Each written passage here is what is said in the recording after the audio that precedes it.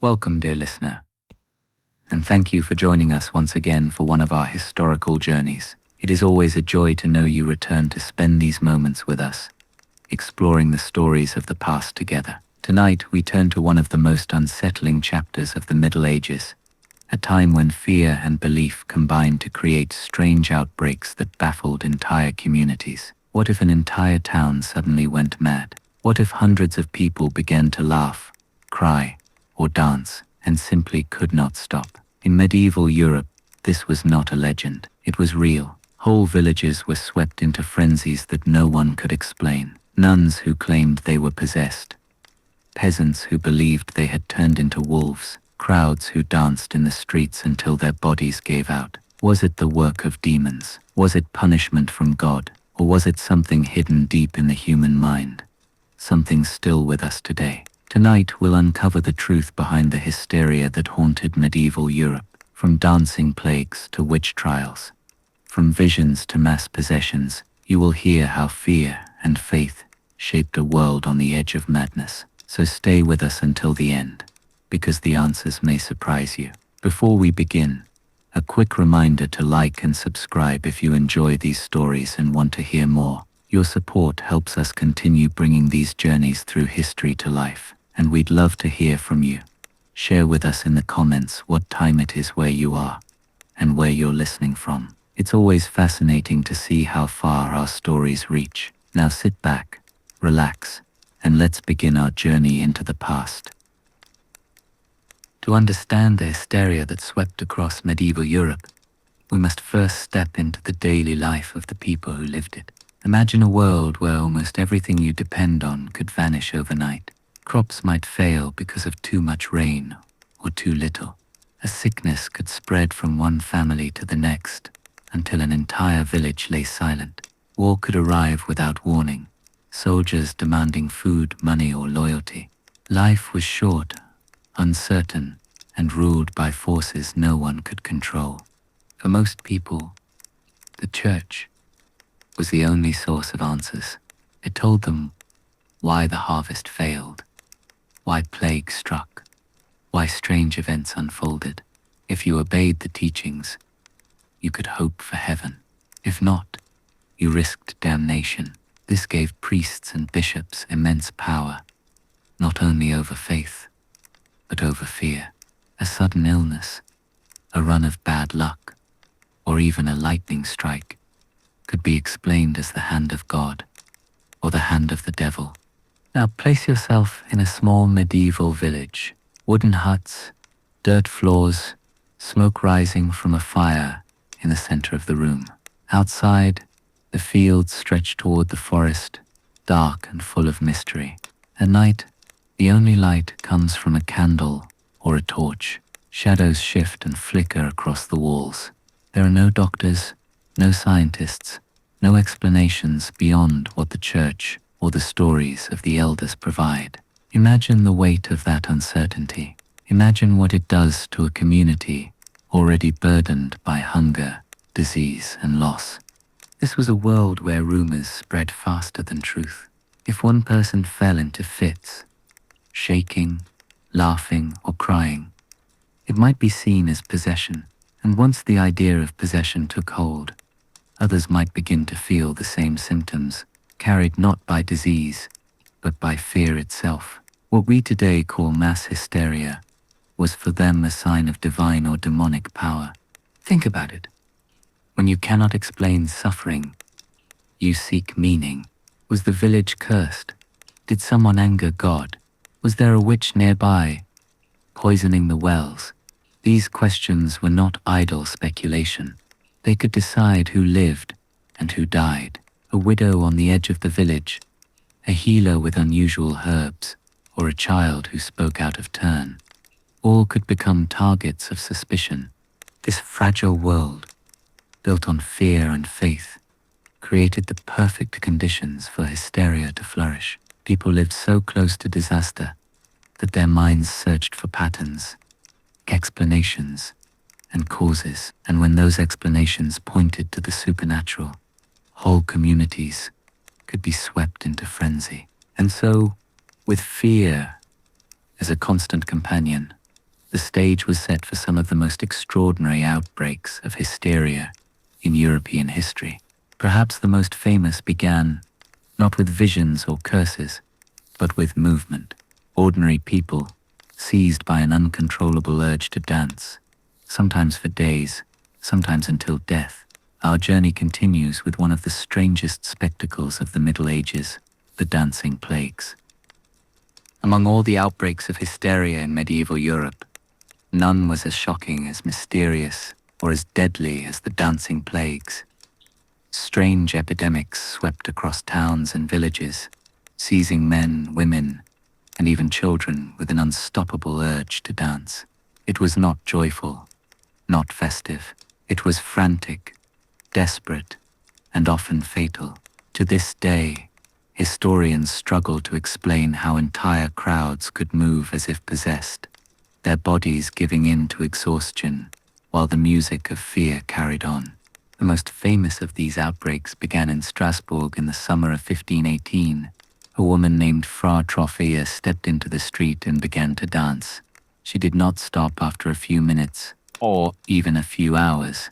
She danced through the night, her body shaking with exhaustion, but she could not control herself.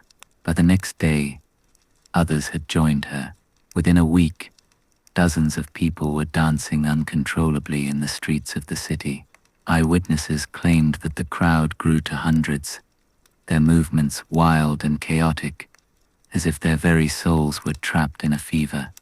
Imagine the scene: narrow streets filled with bodies twisting and spinning, faces dripping with sweat, mouths gasping for air, feet striking the ground again and again until the skin broke.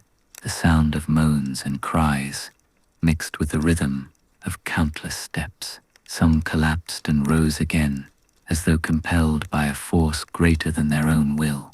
Others fell and never rose again. City officials were terrified.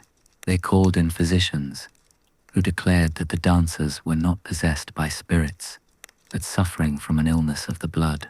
Their solution: they ordered musicians to play, believing the dancers would recover if the frenzy was allowed to run its course. Stages were built in the city squares. Drummers and pipers filled the air with music. Instead of calming the afflicted, the sound drove them further into madness. More joined in, the hysteria spreading from one body to the next, until the city itself seemed to tremble under the weight of uncontrollable motion. Strasbourg was not the first case.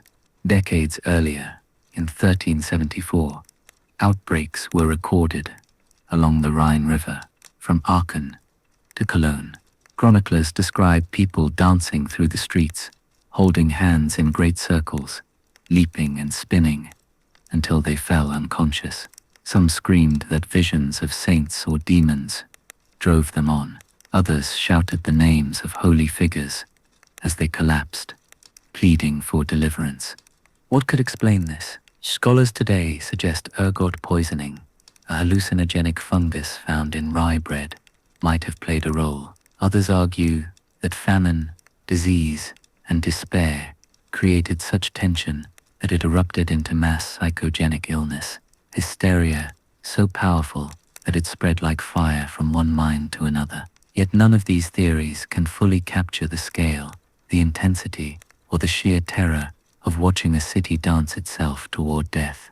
For the people of the Middle Ages, there was no question. This was divine punishment or demonic possession. Priests led processions, begging for mercy. Relics of saints were paraded through the streets, as if holy presence could break the spell.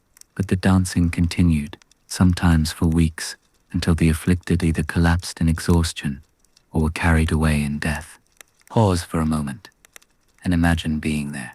You are a villager, standing at the edge of the crowd. You watch your neighbor's body twist uncontrollably, her feet raw and bleeding, her voice hoarse from screaming. You want to help, but if you step too close, you feel the urge in your own body, the fear, the rhythm, the need to move, and before you know it, you too are swept into the current.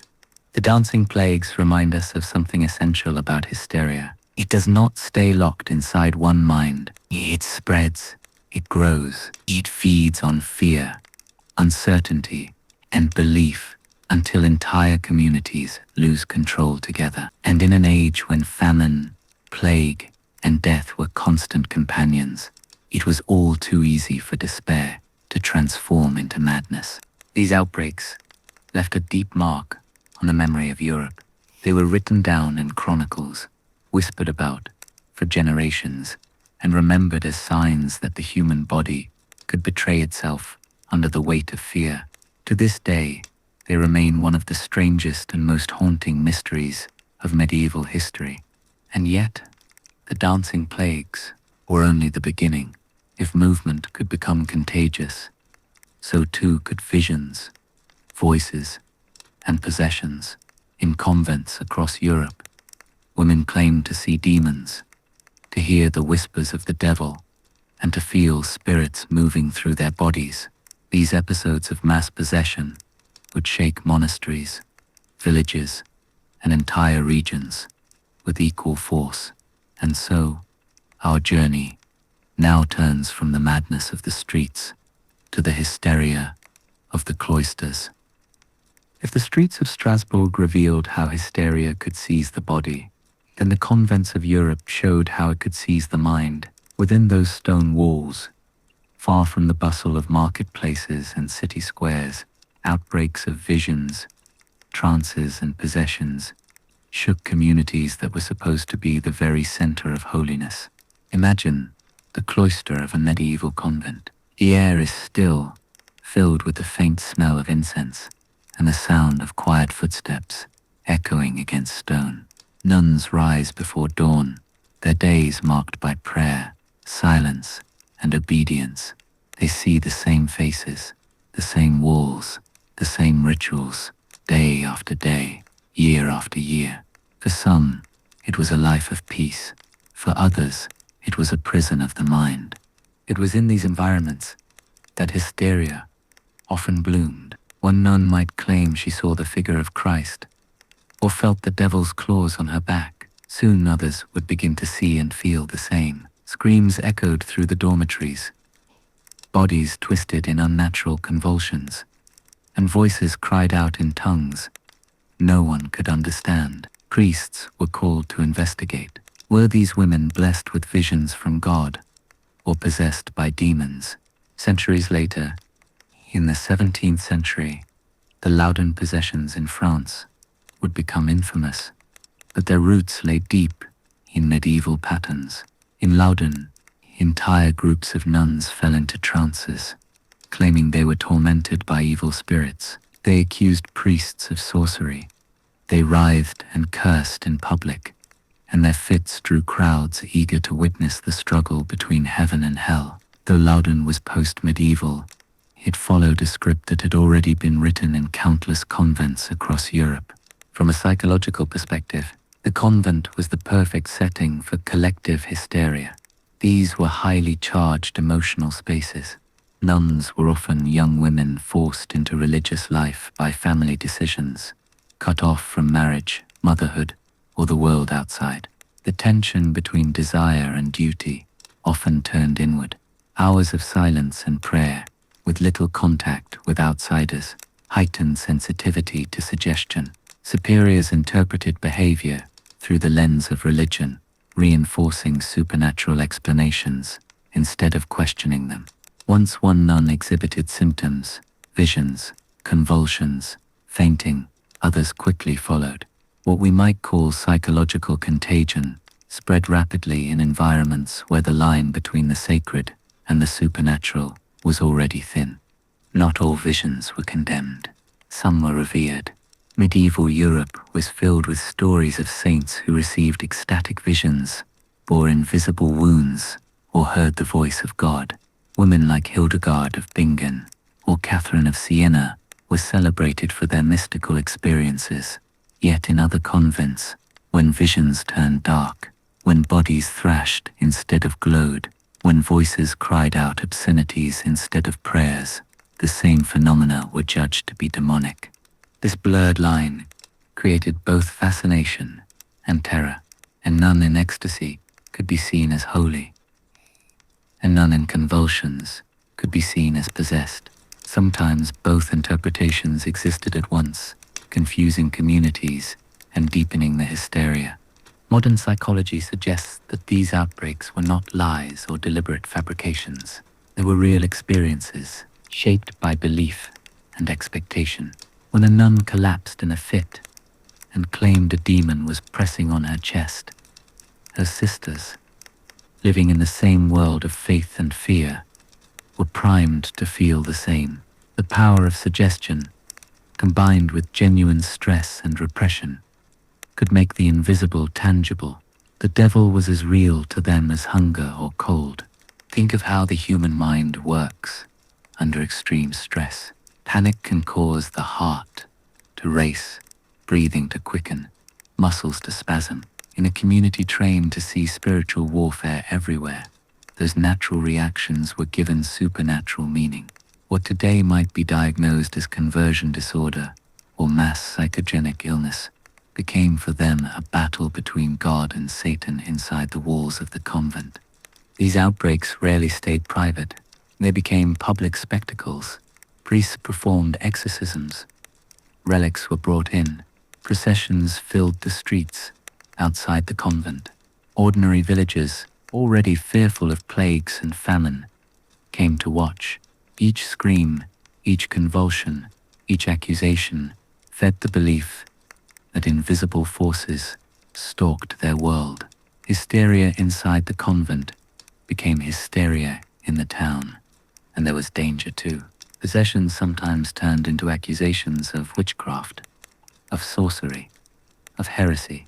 Priests and women accused of causing the possessions were sometimes tried, punished, even executed. What began as cries in a convent cell could end as blood on the gallows.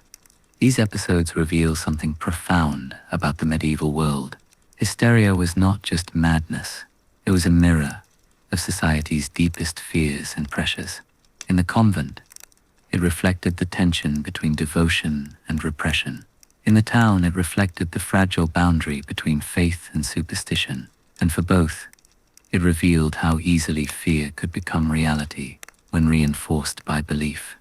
And yet, visions and possessions were not limited to cloistered women. Entire populations could be swept up in religious frenzy. When popes and priests called for holy war, when children claimed to hear God's command, when thousands set out across Europe toward Jerusalem, hysteria leapt from the cloister to the battlefield. And so, our story now follows the madness of the Crusades, when belief drove not just individuals but nations into a fever that changed the course of history. When hysteria took root inside the walls of convents, it revealed the fragile boundaries of the human mind.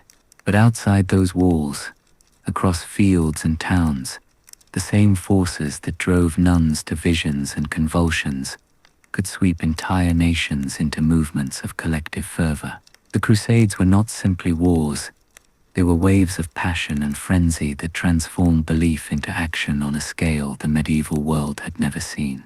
It began with words spoken from a pulpit, a pope calling for the liberation of Jerusalem, a priest urging the faithful to take up the cross.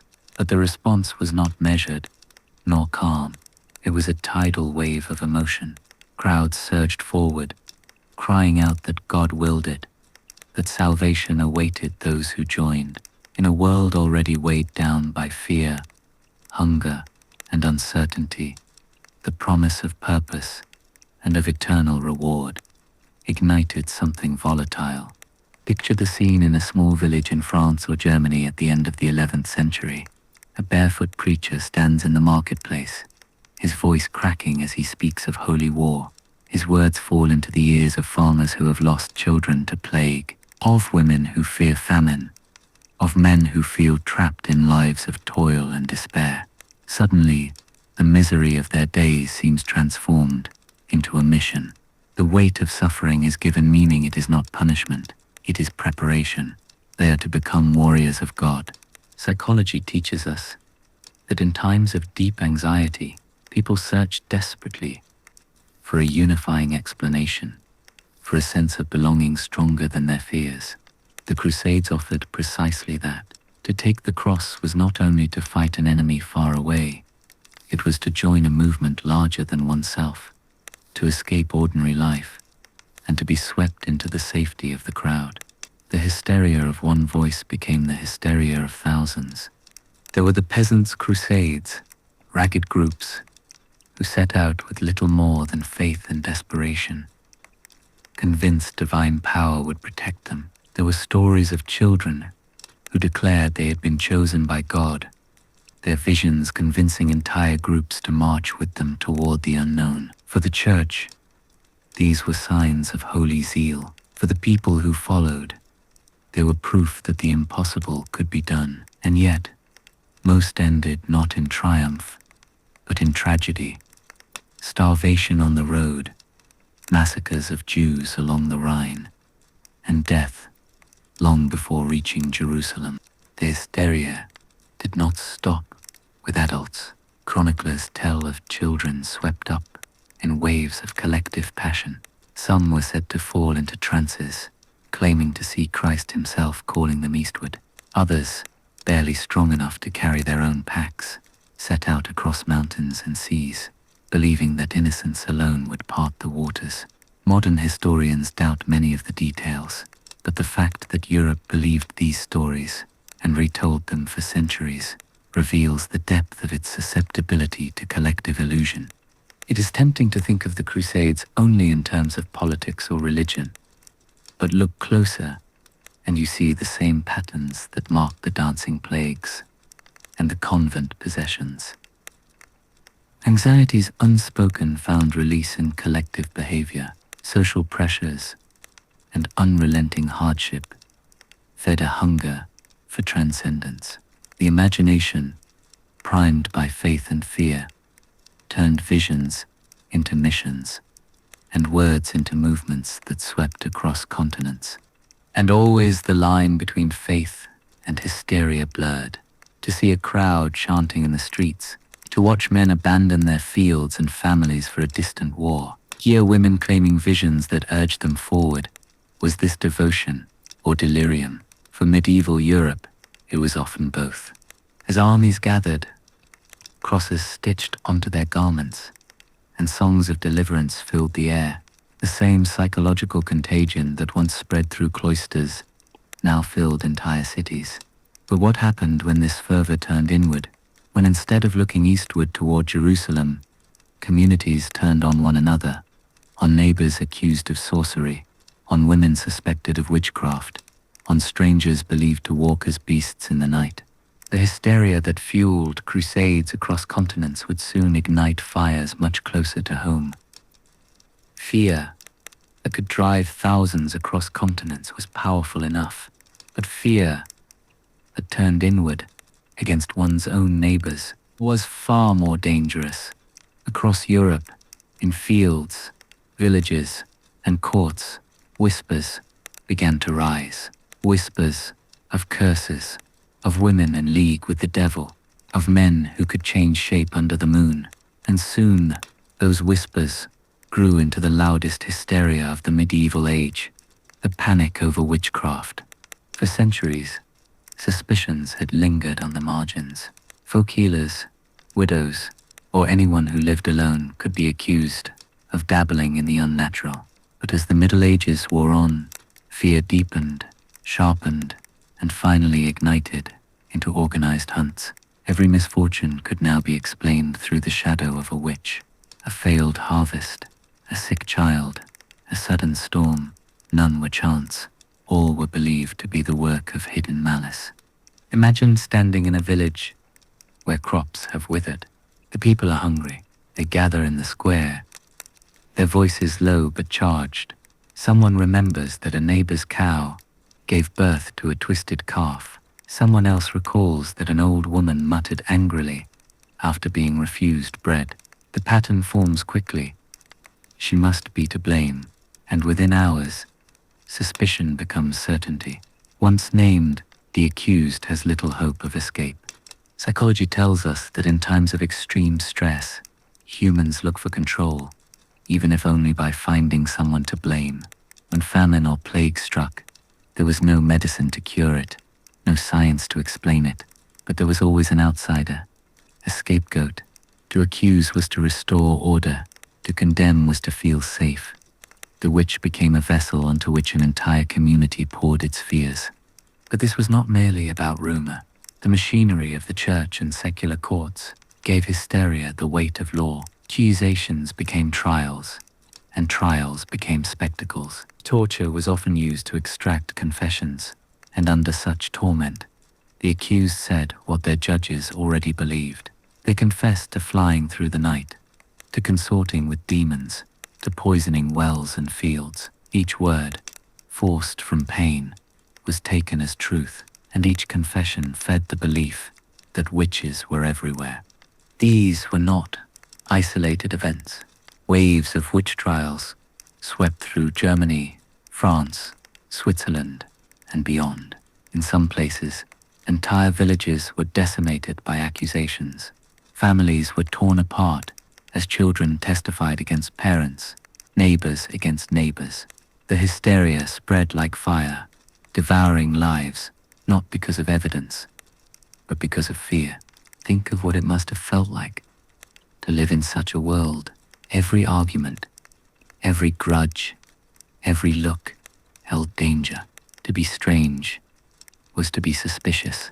To be poor was to be vulnerable. To be a woman living alone was to be at risk. In the eyes of frightened communities, witches were everywhere, and anyone could be the next to fall under suspicion. And the more the hunts grew, the more people believed.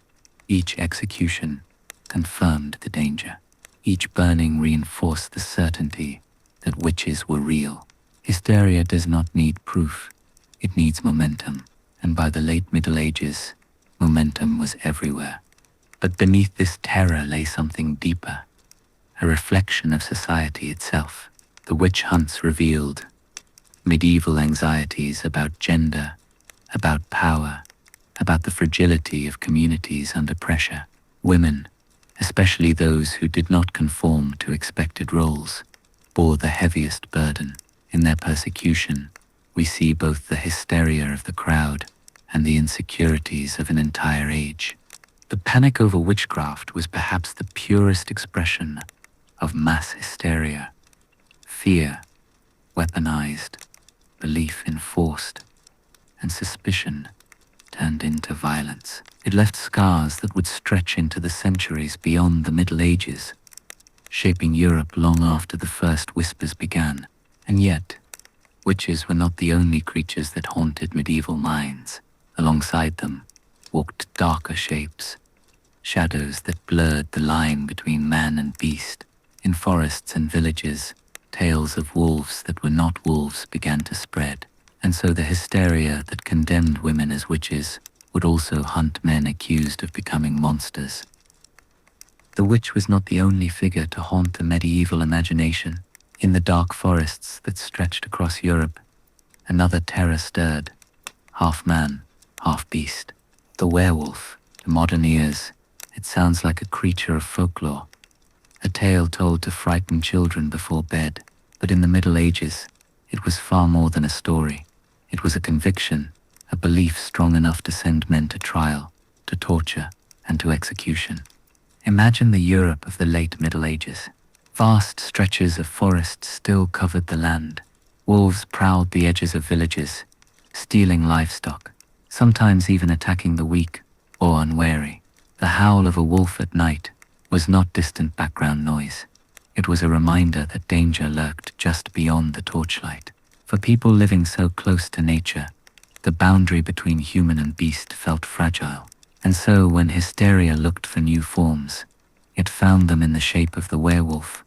Accusations began like whispers. A villager is found dead, torn apart near the woods. A child disappears on the road. Someone swears they saw a man change shape beneath the moon. Fear twists memory, and soon suspicion hardens. Perhaps that quiet shepherd who spends too much time alone in the forest is not what he seems. Perhaps the butcher whose temper is known hides a darker hunger. In such a world, to be different was to invite suspicion, and suspicion could be deadly. Trials of supposed werewolves swept through parts of France, Germany, and Eastern Europe. Men, and sometimes women, were accused of making pacts with the devil to transform into wolves. Under torture, they confessed to terrible crimes, devouring children, slaughtering livestock, prowling the night with unnatural hunger. These confessions, wrung from unbearable pain, confirmed the fears of the judges. What began as rumor ended as proof, and proof fueled more accusations. Psychologists today see in these trials the same forces that drove witchcraft, panics, and convent possessions. Fear of the unknown, the need to explain disaster, the pressure of conformity, and the contagious spread of belief. But the werewolf cases carried something even more primal, the fear of what lies within us, the terror that beneath the thin skin of humanity beats the heart of a beast. In confessing to becoming wolves, accused men gave shape to the darkest corners of the medieval mind, the belief that evil was not only around them, but inside them. Consider the story of Gilles Garnier, known later as the Werewolf of Dole. In 1573, though a little beyond the Middle Ages, he was accused of prowling the woods of France, attacking children and devouring them like a beast. Witnesses swore they saw him as a wolf. Under torture, he confessed to receiving an ointment from the devil that allowed him to change his form. Garnier was burned alive, his death seen as justice, his story feeding the legend of the werewolf for generations. While his trial belongs to a later age, it echoed patterns already deeply rooted in medieval Europe. Imagine sitting in a village square as the trial unfolds. The accused, gaunt and broken, swears he felt his body twist into fur, his teeth sharpen, his hunger grow uncontrollable. The crowd leans in, horrified yet fascinated. Mothers clutch their children tighter. Each word adds fuel to the fire of belief.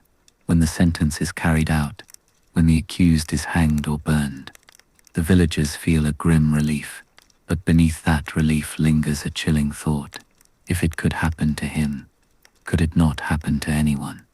The werewolf trials reveal something profound about hysteria. They show how fear does not only look outward, toward witches or demons, but inward, toward the human self. In a world where temptation, anger, and violence lurked in every soul, the idea that someone could become a beast was terrifyingly plausible. The werewolf was not just a monster of the night. It was a mirror of what people feared they might become when stripped of faith, reason, or restraint. And so hysteria wove together fear of nature, fear of the devil, and fear of the human heart. The forests echoed with howls, but the real terror lay in the villages themselves, where belief turned to accusation, and accusation to execution. This hysteria did not end with the burning of a single man or woman. It spread, lingering in stories told by firelight, whispered in courts, recorded in chronicles. Each tale reinforced the belief, and the belief fed the hysteria. By the late Middle Ages, the figure of the werewolf stood beside that of the witch, as proof that Europe lived in a world where the boundaries between man and monster could collapse at any moment. But hysteria was not only about monsters that took human shape, it was also about spirits that entered the body, driving people to scream, convulse, and faint. It was about demons that seemed to invade entire communities at once. From the forest, our story now turns back to the heart of the town, where exorcisms filled churches, where priests battled unseen forces, and where hysteria found its most dramatic stage in the ritual of possession. Possession was the ultimate expression of hysteria in the medieval imagination. To be seized by an unseen force, to lose control of body and voice, to become the battlefield between God and the devil.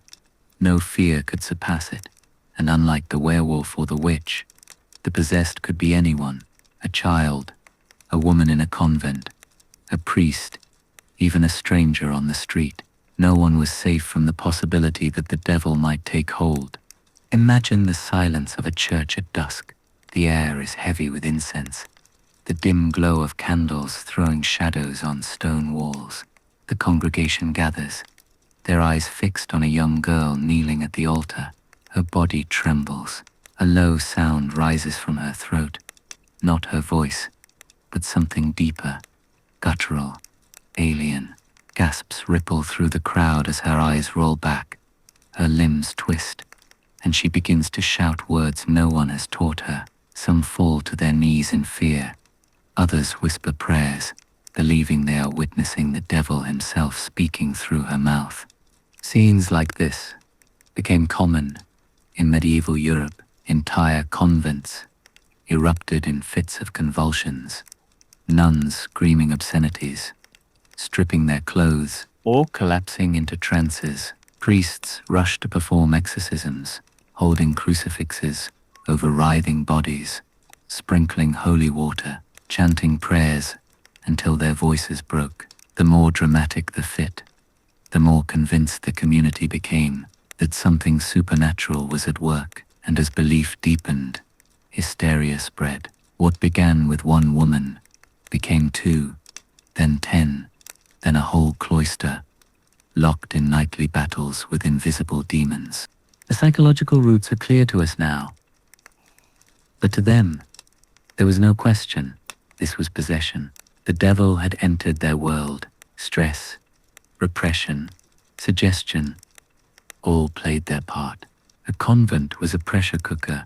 Young women isolated, bound by vows, often forced into religious life against their will. In an environment of silence and obedience, the body became the only outlet for protest. A sudden fit, a scream, a vision of a demon, all of these were ways to give form to what could not be spoken. But once a single nun broke the silence, the others followed. Suggestions spread like fire, and the priests, interpreting through the lens of scripture, confirmed it. They were possessed. Yet possession was not confined to cloisters. In villages too, outbreaks seized the minds of children, of families, of whole communities. A boy might fall into violent spasms, claiming a demon forced his tongue to speak curses. His sisters might soon follow, their bodies twisting, their eyes wild. The family would beg the priest for help. Word spread quickly, and soon the village gathered to watch. Exorcism became theater, the priest commanding, the demon resisting, the body shaking in violent reply. Each scream reinforced the belief. Each fall to the floor confirmed the devil's presence, and the more dramatic the display, the more certain the witnesses became. The rituals of exorcism amplified the hysteria.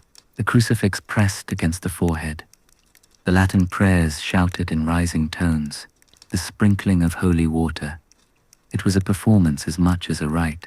For the afflicted, the ritual gave them permission to release every hidden tension of body and mind. For the crowd, it was proof that an invisible war raged before their eyes. And for the church, it was power made visible, the priest standing as warrior, casting out the devil with sacred authority.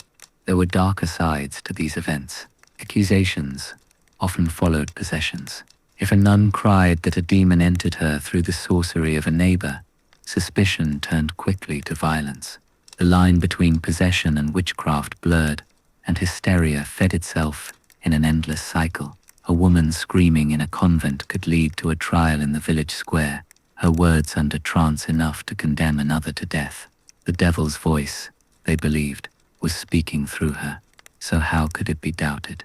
From a psychological perspective, these outbreaks reveal how powerful belief can be in shaping experience. We know today that suggestion, expectation, and emotional contagion can trigger real physical symptoms, convulsions, trances, uncontrollable movements. What the mind expects, the body can deliver. In medieval Europe, the expectation was possession.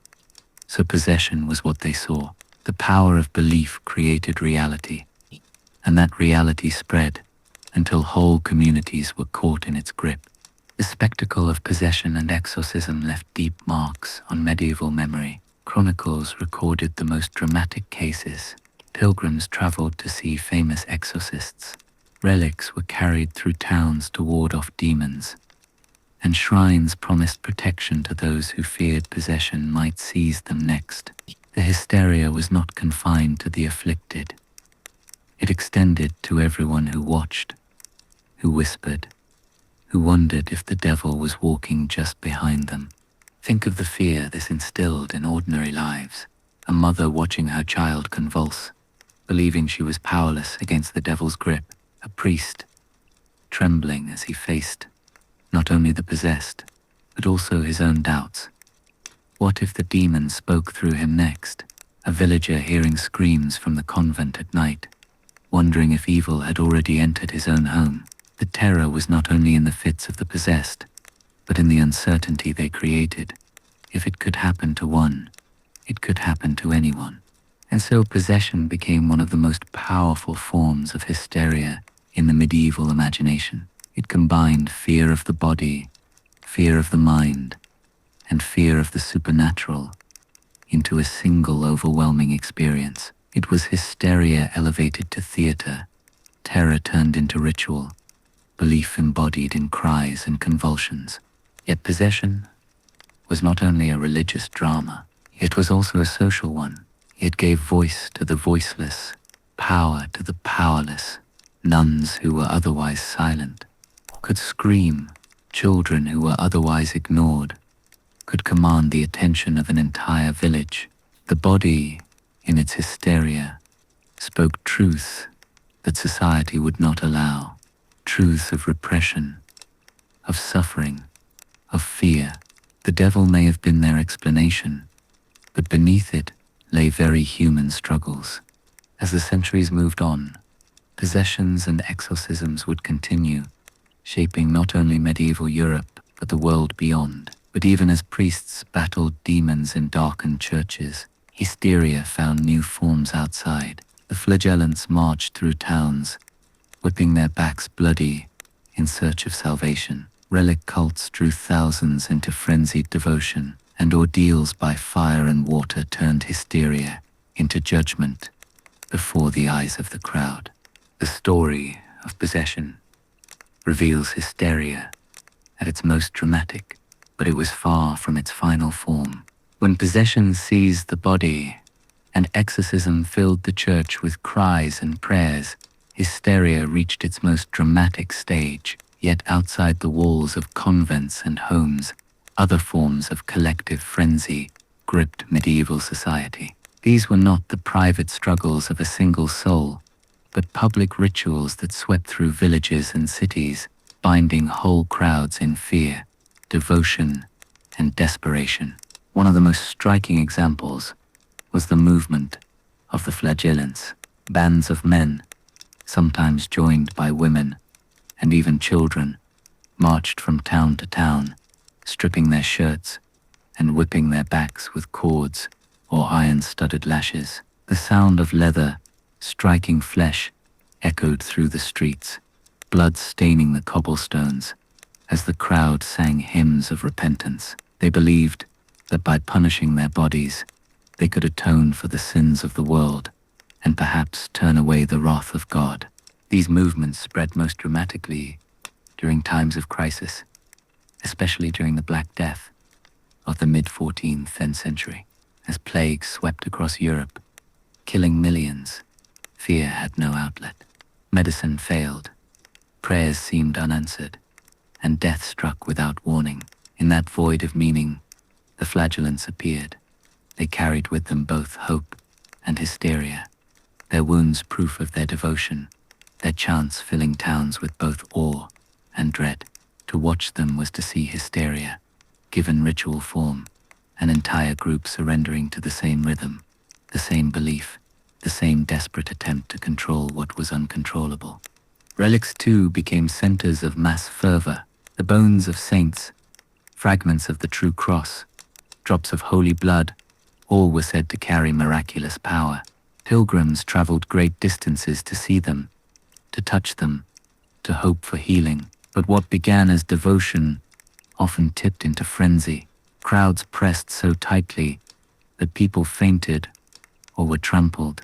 Reports tell of towns overwhelmed by visitors, of shrines where the sick screamed for cures, of miracles proclaimed with such conviction that hysteria spread like contagion.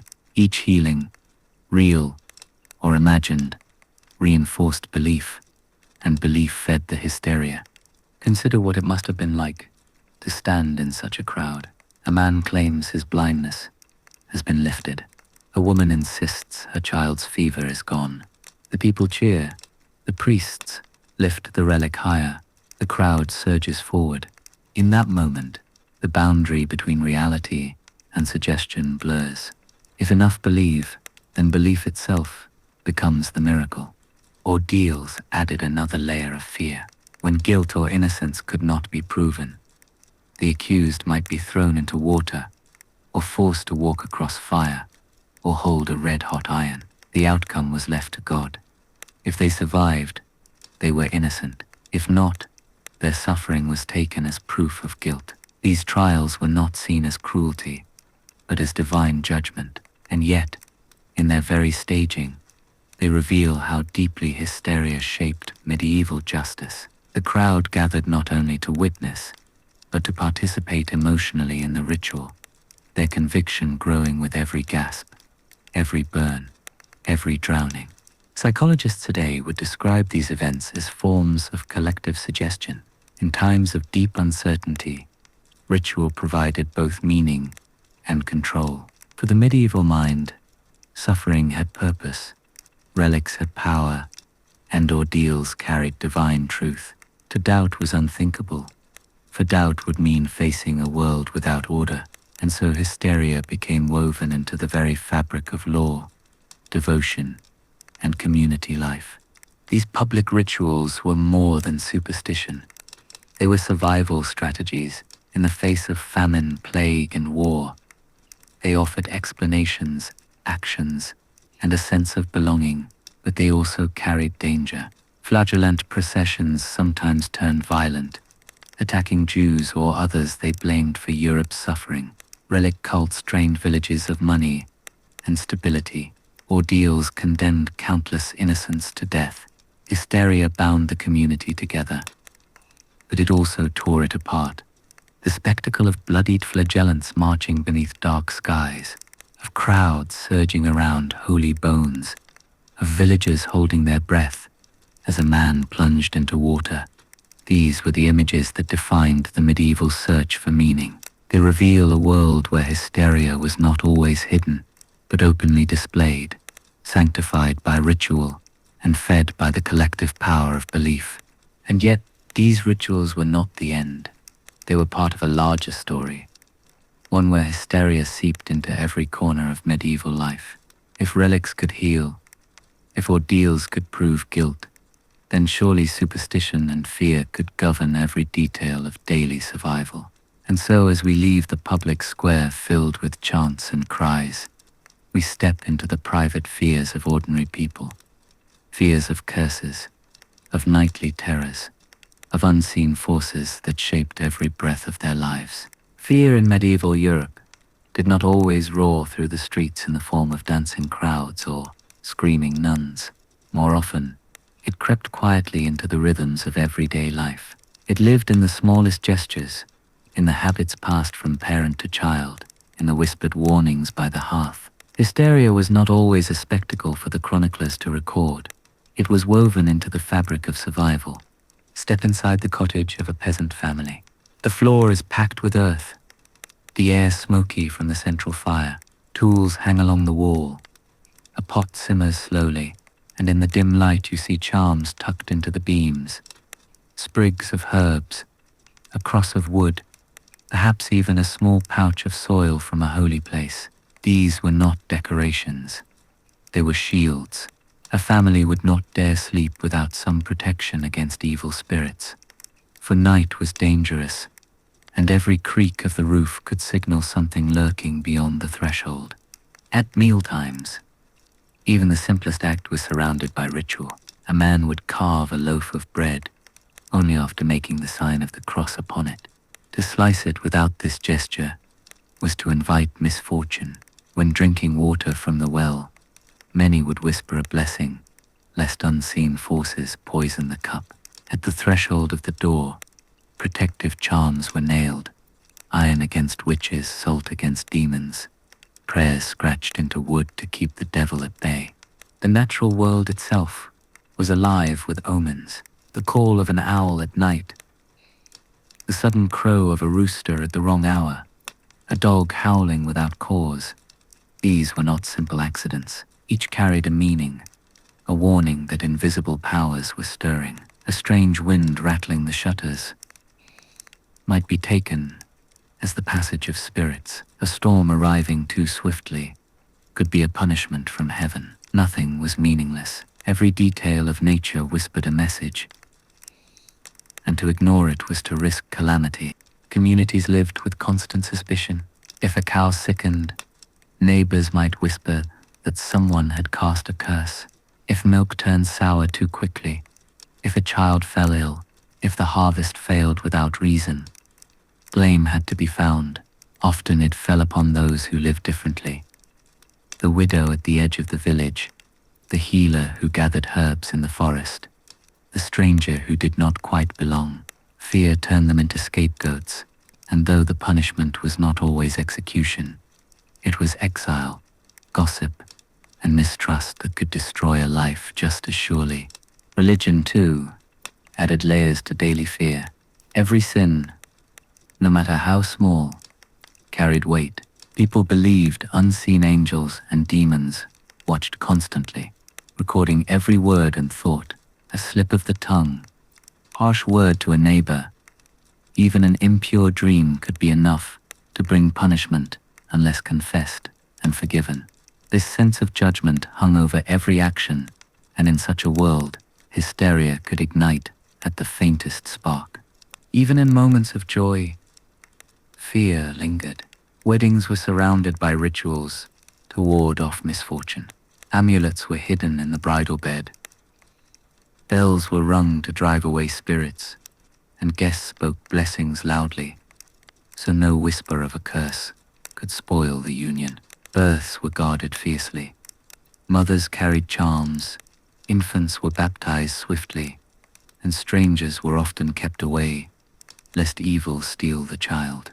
Life began in fear, and in fear it often ended. At night, when the fire burned low, and shadows stretched across the walls, families told stories. They spoke of saints who performed miracles, but also of witches who spoiled crops, of travelers who vanished on lonely roads, of demons who prowled in the dark. These tales were not entertainment. They were warnings. Children grew up with them, learning from the first moments of memory that the world was filled with dangers, both visible and unseen. And in their minds, hysteria was not a possibility. It was the way the world worked. Superstition guided not only individuals, but entire villages. Farmers timed their planting by the moon and the stars. Fishermen avoided setting out on unlucky days. Travelers marked their paths with holy signs before crossing bridges or entering forests.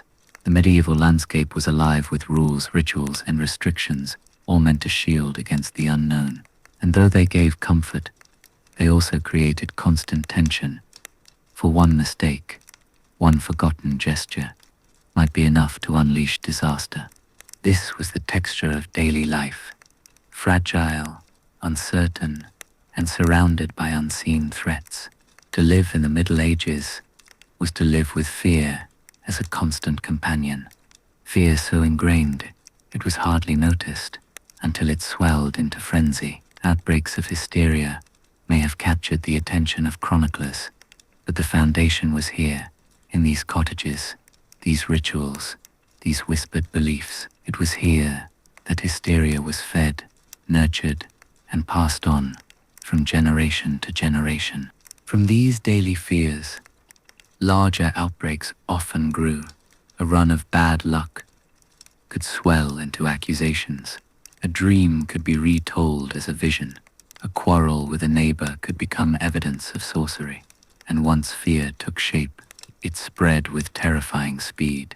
The hysteria of the marketplace the frenzy of the trial, the madness of the crowd, each began in the quiet, persistent anxieties of ordinary lives. From the silence of cottages and the watchful shadows of the night, hysteria spilled outward, seeping into law, into judgment, into punishment. And so survival in medieval Europe was never simple. Every day carried its own trial, every season its own uncertainty. For those who lived then, to endure was not only to fight hunger and disease, but to guard constantly against the invisible. Survival in medieval Europe was never certain. Each day was a battle against hunger, sickness, and hardship, and every breath carried the weight of fear. Hysteria was not only in the moments of frenzy we have seen in the dancing plagues, the witch trials, the cries of the possessed, but in the very rhythm of survival itself. To live in this world was to exist on the edge, always one misstep away from disaster. The most relentless burden was hunger. The medieval diet was narrow, built on bread, porridge, and what little could be gathered or grown. If rains spoiled the wheat, if frost struck too early, famine was inevitable, and famine brought more than empty stomachs. It brought suspicion. If one family managed to keep food while others starved, whispers began. Was their bread blessed by sorcery? Did they bargain with dark forces to survive? Villagers sometimes broke into homes, desperate to find hidden stores, and when none were found, they searched for scapegoats instead. The hysteria of hunger turned neighbors into enemies, and fear of starvation often became fear of witchcraft. Work itself was a trial. In the fields, men and women bent their backs from dawn to dusk, hands cracked and blistered, bodies thin from toil. Labor was not only exhausting, it was public. Every villager saw who worked, who lagged, who prospered. A farmer whose crops thrived might be accused of using forbidden charms, just as one whose crops failed might be suspected of being cursed. The land was not neutral ground. It was charged with meaning.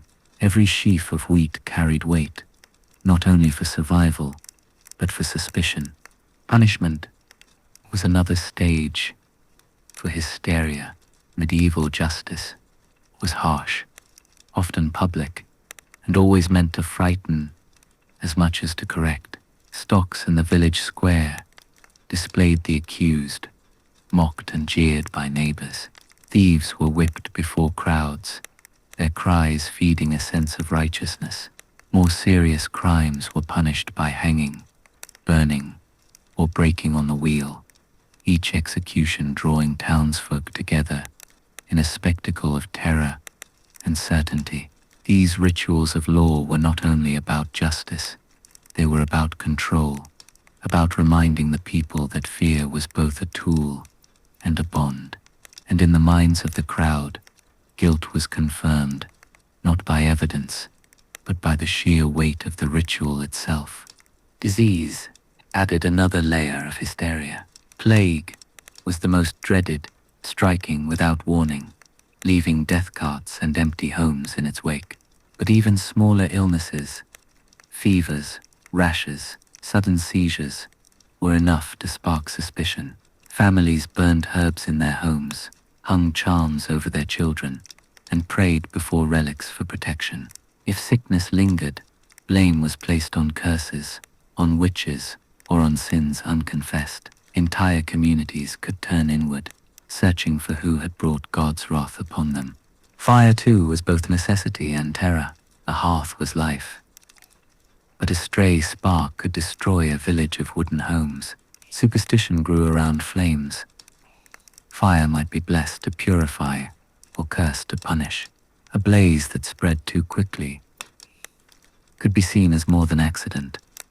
It might be the devil's hand or the work of someone in league with him. Survivors of such disasters often searched for an enemy, and hysteria rose from the ashes, turning grief into accusation. Even the seasons carried dread. Winter brought hunger, darkness, and sickness. Spring was watched anxiously for omens. Would the crops grow or fail again? Summer brought fear of storms, floods, and disease, while autumn carried the pressure of harvest, when one mistake might condemn a family to a year of suffering. Each season was a reminder that survival was fragile, and each season offered countless chances for hysteria to take root. Even the seasons carried dread. Winter brought hunger, darkness, and sickness. Spring was watched anxiously for omens. Would the crops grow or fail again? Summer brought fear of storms, floods, and disease, while autumn carried the pressure of harvest, when one mistake might condemn a family to a year of suffering. Each season was a reminder that survival was fragile, and each season offered countless chances for hysteria to take root. The burden of survival fell heaviest on the most vulnerable. Women carried the risk of childbirth without medicine. Children were watched for signs of curses if they fell ill too often. The elderly, once their strength failed, became easy scapegoats when famine or misfortune struck. In each case, hysteria magnified their suffering, turning weakness into suspicion, misfortune into guilt. And through it all, religion was constant. Every action, from the planting of seeds to the baking of bread, was touched by prayer and fear of judgment. Confession and penance were not rare acts, but daily necessities. The thought that unseen angels and demons watched each moment, weighing each soul, gave meaning to suffering, but also made every misfortune feel earned. In this way, fear of sin blended with fear of survival, until they became one and the same. Imagine a villager standing at the end of a long day. His back aches from the fields, his belly is half empty. His children sleep fitfully beside the fire. Outside, the forest is dark, filled with sounds he cannot name. He knows that tomorrow he must rise again, to work, to pray, to survive, and he knows that one mistake, one misfortune, could bring ruin. In his world, hysteria is not an outbreak, but a shadow that follows him at every step. This was the true price of survival in the Middle Ages. Not only hunger, labor, and pain, but the constant weight of suspicion, ritual, and fear. Hysteria was not only in the moments of spectacle we have seen, it was in every loaf of bread, every change of weather, every cry in the night. It was the endless trial of living in a world where safety was never certain, and where every day might be the last. And so, as the Middle Ages moved forward, hysteria did not fade. It shifted, it grew, it changed its forms, but it remained as constant as hunger itself. From witches to werewolves, from relics to trials, from plague to famine, hysteria shaped the very rhythm of survival. To live one more day was to endure not only the harshness of nature, but the fears of one's own community. And for those who lived then, there was no escape from its grip. By the late Middle Ages, hysteria was no longer only a sudden frenzy, nor merely a whisper in cottages. It had become part of the very structure of society. Fear was not only personal, it was institutional. It shaped laws, guided rulers, and filled the imagination of entire kingdoms. What began as panic in villages grew into patterns that defined culture itself. Religion remained at the heart of this transformation. The church was not only a place of prayer, but also the keeper of meaning. Every strange event, every illness, every unexplained disaster was interpreted through theology. Hysteria therefore became sanctified. When a nun convulsed, priests declared it a battle with demons. When a crowd danced itself to collapse, it was seen as punishment from heaven. When accusations of witchcraft rose, trials were justified as the defense of Christendom. In this way, fear was woven into faith, and faith gave fear its authority. Laws followed this logic. In towns and villages, charters and statutes increasingly reflected the anxieties of the people. Witchcraft was written into codes as a crime punishable by death. Heresy was hunted with relentless zeal, seen as poison that could spread like disease. Even rumors became dangerous. To speak against relics, to doubt visions, to question miracles, any of these could mark someone as suspicious. Hysteria was not simply tolerated, it was codified into the systems of justice. This culture of suspicion created an atmosphere where power could be exercised through fear. Lords, bishops, and kings found in hysteria a tool to command loyalty. A ruler who declared he was protecting his people from witches or heretics gained obedience, even as he deepened their anxiety. Fear united communities, but it also made them easier to control. To question authority could mean to align oneself with evil, and so the machinery of hysteria served both the frightened villager and the powerful noble alike. But hysteria was not only about punishment, it also gave shape to culture and imagination. Medieval art is filled with demons, angels, and visions of the Last Judgment. Cathedral walls bore carvings of twisted monsters, reminders that sin lurked everywhere. Manuscripts, illuminated with lurid scenes of hell, reinforced the sense that danger was eternal and unavoidable. Even in beauty, hysteria found its place, for art became both a warning and a mirror of fear. Stories, too, carried the weight of hysteria. Tales of witches, werewolves, saints, and sinners spread from hearth to hearth, shaping how people understood their world. Pilgrims carried these stories across regions, weaving a tapestry of belief that was both local and universal. What happened in a small German village might be retold in Italy, embroidered into legend and believed as truth by people who had never seen the Rhine. Hysteria traveled on the tongues of storytellers, carried by the same roots as merchants and crusaders, becoming part of Europe's shared memory. Even education bore its marks. In monasteries, young men copying texts encountered treatises warning of demons and temptations. Scholars debated the nature of witchcraft and the reality of visions. Universities, while seeking reason, could not escape the pull of fear, for every argument was framed within the boundaries of faith.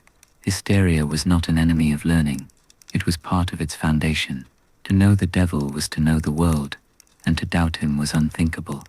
The collective imagination of Europe, shaped by centuries of fear, turned the continent into a stage where hysteria was never far from sight. Processions, trials, pilgrimages, sermons, all carried echoes of the same anxieties.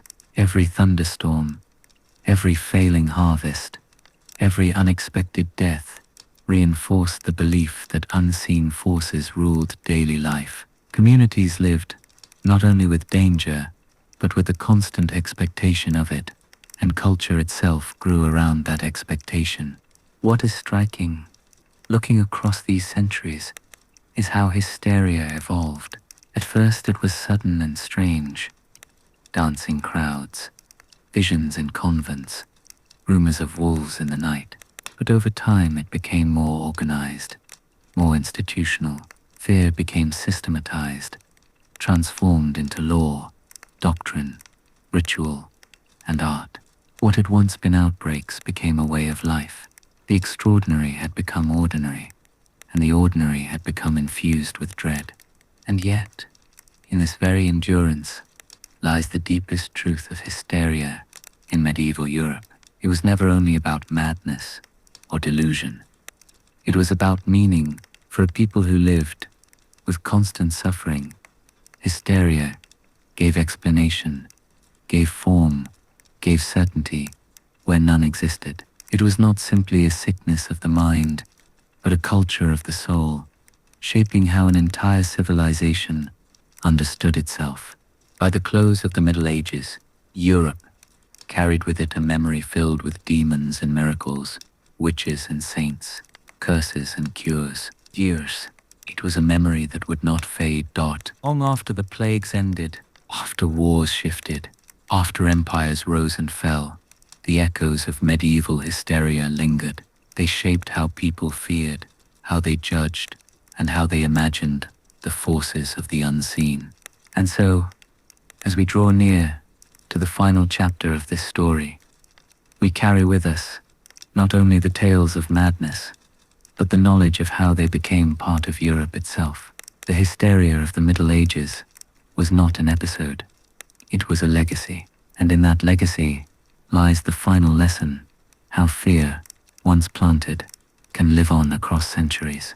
Hysteria in medieval Europe may seem to belong to another world.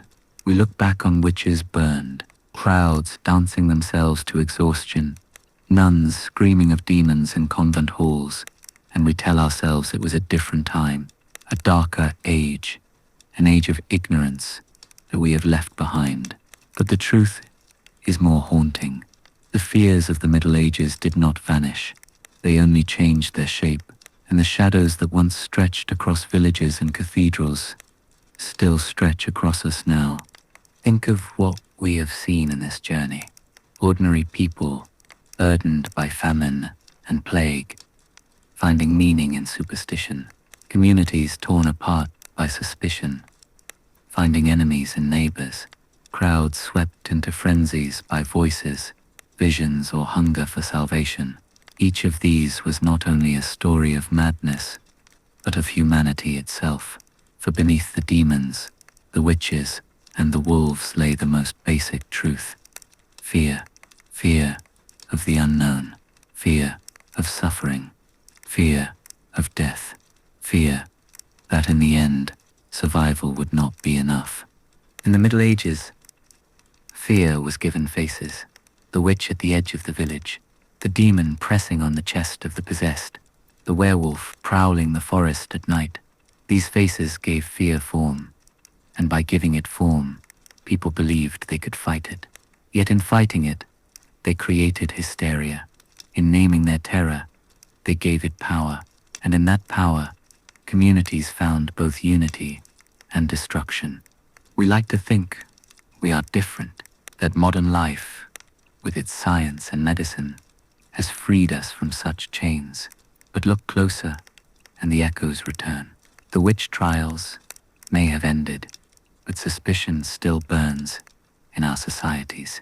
The demons may no longer cry from the mouths of nuns, but the panic of crowds still moves through us, faster now, across wires and screens instead of villages. The plague may be gone, but fear of disease has returned in new names and new forms, carrying with it division, accusation, and hysteria reborn. History whispers to us that hysteria is not a medieval sickness. It is a human one. When certainty slips away, when suffering strikes, when the world feels out of control, the mind reaches for patterns, for enemies, for rituals. It reaches for anything that makes the chaos feel explainable. And in that reaching, hysteria takes root again. This is why the medieval world still matters. It is not only a past we study, it is a mirror we hold to ourselves. Every crowd that gathered to watch an ordeal, every villager who feared a curse, every priest who battled a demon, all of them are echoes of us. They show us what we are capable of, not in ignorance, but in desperation. They remind us that beneath our learning, our machines, our modern comfort, we are still human, and to be human is to fear. The Middle Ages teach us that fear is powerful. It can bind communities together in shared belief. It can drive them to extraordinary devotion, but it can also turn them against one another, consume them in suspicion, and blind them to reason. Hysteria is both the fire that unites and the fire that destroys, and though centuries have passed, we still carry the same spark. Imagine the silence of a medieval night. A family huddles by the fire, telling stories of witches and demons. The children's eyes widen, the parents nod gravely, the shadows flicker on the walls. Now imagine our own world, a family gathered not by fire, but by screens, listening to stories of dangers that spread with every headline, every rumor, every whispered warning. The shadows are different, but the fear is the same. The past lingers. It always lingers. And so, dear listener, this journey through hysteria is not only a story of medieval Europe, it is a reminder of what it means to be human. It is a warning whispered through time that whenever fear rises, hysteria waits close behind. It wears new masks now, but it is never gone. It lives in rumor, in suspicion, in the restless search for someone to blame. It waits in moments of panic, ready to spread from one mind to another, as quickly as it once spread through the streets of Strasbourg or the halls of a convent. We end, then, not in the Middle Ages, but in ourselves. For hysteria is not history's burden alone, it is ours. And if we listen closely, in the quiet of night, in the silence after the crowd has gone, in the shadows that stretch across our walls, we may still hear it.